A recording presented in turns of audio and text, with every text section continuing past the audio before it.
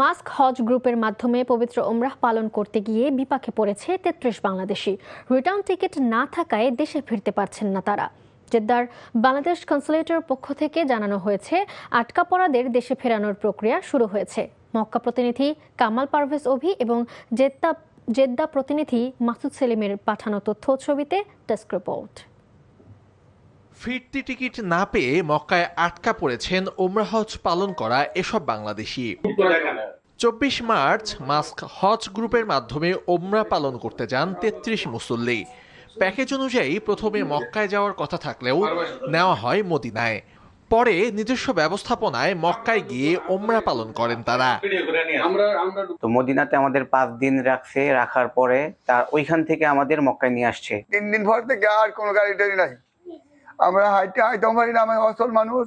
ভুক্তভোগীদের অভিযোগ, তাদেরকে রিটার্ন টিকিট দেওয়া হয় ৫ এপ্রিলের, কিন্তু সেই টিকিট বৈধ ছিল না। ৫ তারিখে আমাদের রিটার্ন ফ্লাইট ছিল।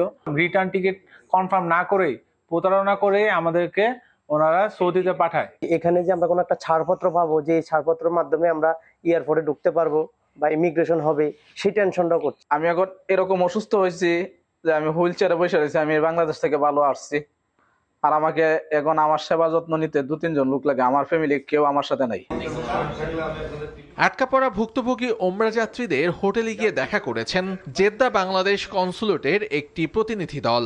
জানানো হয়েছে, সরকারি হস্তক্ষেপে এরই মধ্যে তাদের দেশে ফেরার প্রক্রিয়া শুরু হয়েছে। ওনারা দেশে ফিরে যাচ্ছেন, তো আমি সবার সাথে কথা বলেছি। ওনারা ভালো আছেন এবং কয়জনের ওষুধের দরকার ছিল সেটা ব্যবস্থা হয়েছে।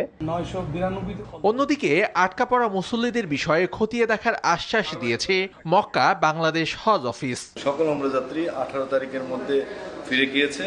এর মধ্যে কিছু সংখ্যক ওমরাহযাত্রী ফেরত টিকিট না থাকার কারণে যেতে পারেনি। আমরা আমাদের পক্ষ থেকে ধর্ম বিষয়ক মন্ত্রণালয়ে লিখিতভাবে জানিয়েছি। এদিকে ভুয়া রিটার্ন টিকিটের জন্য আইএটিএ অফিস এবং মধ্যপ্রাচ্যের যুদ্ধ পরিস্থিতিকে দায়ী করেছে মাস্ক হজ গ্রুপ। NTV international desk.